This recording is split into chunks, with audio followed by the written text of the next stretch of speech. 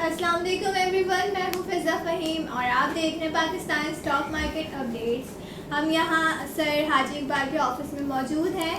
इनसे ताज़ा तरीन तफसीलात लेते हैं क्योंकि ऑयल प्राइसेस सर बहुत हाई चल रहे हैं। मज़ीद ये कि इन्फ्लेशन रेशो तो ऊपर जाया ही जा रहा है। सही है, मार्केट जो है पाकिस्तान में भी माइनस है। इंडिया की मार्केट देखी जाए तो वहाँ पे भी 800 प्लस माइनस में गए।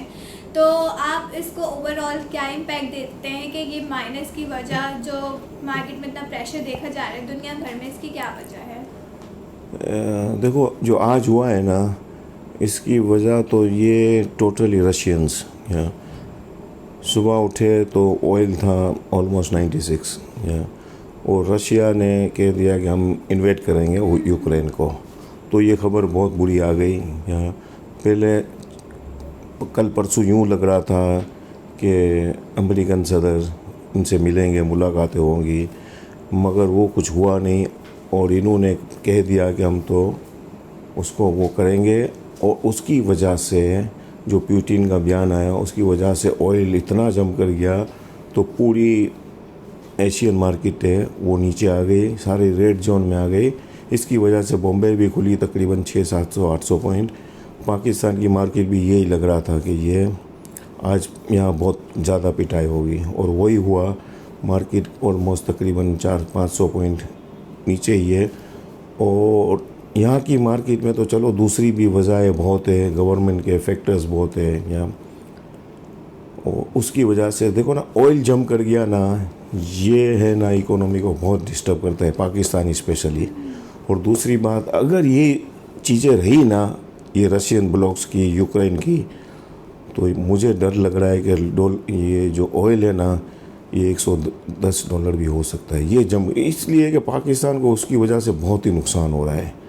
तो मेन बेनिफिट है पाकिस्तान की मार्केट को इसकी वजह से हर्ट कर रही है पाकिस्तान की मार्केट को। या ऑयल ऊपर जाएगा ना तो ये मुश्किल हो जाएगा। सर, इतनी क्रिटिकल सिचुएशन में पीएम साहब का मॉस्को की तरफ दौरा, पुतिन से मुलाकात, तो is this a sign of positivity या आपके नज़दीक कैसा साइन है ये? या देखो, इनका दौरा तो है। अब दौरा इनका देखो, एक तो दूसरी पाकिस्तान को जो गैस की है बेनिफिट है, पाइपलाइन है, वो मुझे लग रहा है कि शायद ये बातें हो गया।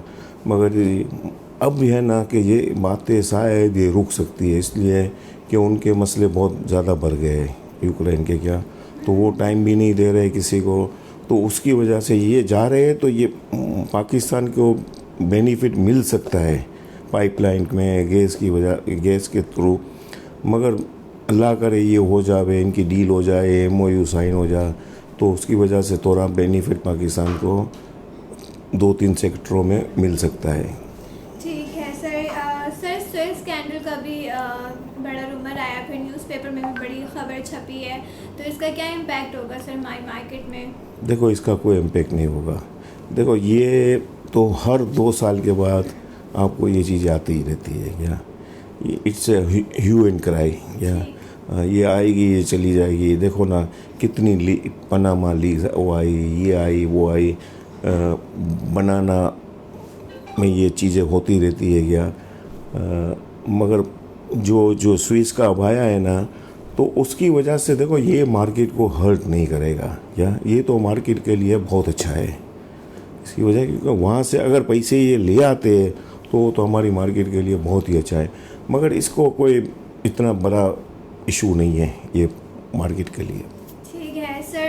मैंने क्योंकि क्वेश्चंस पूछे, आपको बहुत फॉलोअप्स मिलते हैं हमारे चैनल पे, तो सब ने यही पूछा कि आपसे मैं पूछूं कि सर मार्केट कब सही होगी, बिकॉज सब परेशान हैं, सब निराश हैं। तो आप बताइए कि कैसे देखा जाए? देखो, मार्केट में अगर आप रिज़ल्ट देख लीजिए ना, तो ये इतने फैंटास्टिक रिज़ल्ट है। मार्केट आप कल देख लीजिए ना, निसात चुनिया 18 रुपीज़ अर्निंग फॉर 6 मंथ्स और 3 रुपये इन्होंने डिविडेंड दिया सेकंड क्वार्टर में। फर्स्ट क्वार्टर में इन्होंने दिया था 5 रुपये, ये 8 रुपये दे चुके हैं। 18 रुपये अर्निंग वाला शेयर आपको 50 रुपये में मिल रहा है। आज थोड़ा बहुत बढ़ा है, मगर अर्निंग वाइज तो आप देखो ना, PSO आप देखो 68 rupees earning, but nobody is willing to buy. इसलिए कि सर्टन चीज़ें ऐसी मार्केट को वो कर रही है वो कर रही है गवर्नमेंट की वजह से। देखो गवर्नमेंट, आप out of 10 people you ask anyone, out of 10 9 people will against the government, क्योंकि इनकी सारी पॉलिसी है ना, आप देख लीजिए कहाँ गई है। आप इन्फ्लेशन देख लीजिए, आप डॉलर ये नहीं संभाल सके, ये market one of the best market इन्होंने बेरागर कर दिया मार्केट को। लेकिन सर इन्फ्लेशन की, सॉरी आपकी बात काट रही हूँ, इन्फ्लेशन की बात की जाए तो वो तो इंटरनेशनली बढ़ रही है। मैं आपको बताऊं, बिल्कुल चीज़ सही है। देखो मेरी कल बात हुई है श्रीलंका, या इन्फ्लेशन पूरी दुनिया में है। हाँ, इन्फ्लेशन पूरी दुनिया में है, मगर देखो यहाँ इन्फ्लेशन की आप बात कर रही हो ना, तो वहाँ आप इनकम भी देख लीजिए। आप देखो वहाँ इनकम में भी बहुत अच्छी है, और वो वहाँ आपको बेनिफिट मिलते हैं, हेल्थ में मिलते हैं, दूसरी चीज़ों में मिलते हैं। यहाँ आपको बेनिफिट्स नहीं है। You don't get gas, you don't get electricity, आपको पानी मिलता है। लेकिन सर अगर देखा जाए जनरली तो मैं छोटे से बड़ी हो गई अभी, और मज़ीद आगे उम्र गुजर रही है, तो सर ये पानी बिजली गैस का तो मसला शुरू से ही है ना। देखो ना, शुरू से ही है ना, मगर इन्होंने क्या कहा था कि हम सब हल करेंगे, मगर ये कोई चीज़ें नज़र नहीं आ रही है कि यहाँ हल हो गए। आप देखो क्राइम के रेशो देखो कहाँ से कहाँ चला गया है, इतना क्राइम का रेशो चला गया है, क्योंकि Pakistan is a very poor country. तो यहाँ जो इन्फ्लेशन हो रहा है ना, तो इन्फ्लेशन की वजह से देखो लोग वो आ रहे क्राइम की तरफ, क्योंकि ये मुझे हर्ट कर रही है गवर्नमेंट। देखो ना, ये कोई आप सिंध में देख लिए, लॉ एंड ऑर्डर बिल्कुल ख़त्म हो चुका है। आप इनकी पॉलिसी देख लीजिए बिजनेस के बारे में, not a single institution, not a single finance minister और या तो गवर्नमेंट। मुझे बताओ ना, मार्केट के लिए इन्होंने क्या कहा है कराए। आप देखो ये पॉलिसी आ रही थी रिफाइनरी की, उसको हो गए 9 महीने, और लोगों के इतने रुपए डूब गए रिफाइंड जियोस में। क्यों? Because of government. Finance minister came about 3 months back in stock exchange. इन्होंने क्या कहा था कि अब हम पे आउट बहुत अच्छे देंगे, OGDC PPL। तो मुझे तो दाम देखकर ये नहीं लगता नहीं है कि इसके भी पे आउट अच्छा है। हाँ, कंपनियाँ इज़ ग्रोइंग वेरी हेल्दी, मगर पे आउट ये इतना ज़्यादा देंगे नहीं यार, क्योंकि इनकी कोई वो नहीं है। ये यू टर्न फ़ौरन ले लेते हैं, या उस पर चल नहीं रहे एक जगह पर। या सर ये बताइए कि आपके नज़दीक कौन सा पाकिस्तान स्टॉक एक्सचेंज का गोल्डन टाइम था, जिस वक्त सबको फ़ायदा हो रहा था, इन्वेस्टर्स को भी, ब्रोकर्स को भी, और वो कौन से रूल्स एंड रेगुलेशंस थे उस दौर में जो आज इम्प्लीमेंट नहीं हो रहे? देखो, जो बेहतरीन टाइम था ना, वो मुशर्रफ एरा था, one of the best. Shaukat Aziz very well. Salman वो फाइनेंस मिनिस्टर थे, fantastic person. Shaukat Tareen was Shaukat Aziz prime minister, a very brilliant person. Pervez Musharraf के दौर में बहुत ही ज़बरदस्त पॉलिसियाँ भी थी। या उस वक्त आपकी इन्फ्लेशन भी इतनी नहीं थी क्या, और मार्केट वाज गोइंग वेरी, क्यों? इसलिए वो जा रही थी कि वो मार्केट, ये लोग मार्केट में रुपए डालते थे इंस्टीट्यूशन के थ्रू। आपको फोर्स करना पड़ता है। आप चलो, मुशर्रफ का एरा बहुत अच्छा था। आप even you look at the role of Nawaz Sharif, finance minister Ishaq Dar, he done a marvellous job. या क्योंकि इसके दौर के अंदर भी भले कुछ भी है यार, देखो लोग याद कर रहे हैं, अभी लोग फील कर रहे हैं कि यार हम लोगों ने क्या किया, कि ये लोग तो सारे बेवकूफ़ आ गए हैं, या इनके कुछ पता ही नहीं चलता है। आप जस्ट कह देना मैं इसको वो करूँगा, इसको वो करूँगा। आप थोड़ा बहुत आकर देखो, Sindh is a very big province. यहाँ Karachi belongs to 3.5 crore population है। Prime minister have visited just 6 times इन 3.5 years। या और वो आता है 3 घंटे के लिए, वापस चला जाता है। आप मसले तो देख लीजिए कराची के, तो ये चीज़ें कहाँ से चलेगी? क्या ठीक है सर, लेकिन अगर हम बात कर दें यहाँ पे फेडरल गवर्नमेंट तो वो कुछ और है। ओब्वियसली वो उनकी बात नहीं मानते, वो उनकी बात नहीं मानते, तो और अल्टीमेटली पिस कौन रहे? हम आवाम, हम और आप। तो आप इस चीज़ को कैसे कैटर करेंगे? कैसे, क्या ओपिनियन है इस हवाले से आपका? देखो ये चीज़ें देखो थोड़ा बहुत चुकना पड़ता है। ये प्राइम मिनिस्टर ये थोड़ा बहुत आपको वो करना पड़ता है। आप आइए, सिंध आइए, इनसे मिलिए, इनसे आप देखो ना, आकर 3-4 घंटे में चले जाते हैं। आप मिलकर इनसे बात कर ले, इनसे पूछे क्या काम है। ये शाउटिंग करना और ये बिग वो करके चले जाना कि मैं ये कर दूंगा, मैं वो कर दूंगा, फिर कोई अमल होता नहीं है क्या? आप इवन गवर्नर देख लीजिए सिंध को, आपने कभी देखा है कि कोई काम हुआ? वो चलो सिंध की गवर्नमेंट तो बिल्कुल टोटली कोलैप्स्ड है, वो तो ना काम करेगी ना कर रही है यहाँ। उनसे तो हम बहुत मायूसी है, मगर at least we were very hopeful that Imran will do it, क्या? And he told in his speech each and every time, yeah, I will do for Sindh. Karachi is the hub of our industry.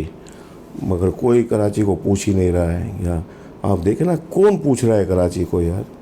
आप रोडो देख लीजिए, आप हर चीज़ देख लीजिए यार। Poor सा वेरी वो इतने सफ़र कर रहे हैं, मीडियम लोग देखो ना, अब बियॉन्ड द रीच हो गई है या अब बहुत मुश्किल हो गए।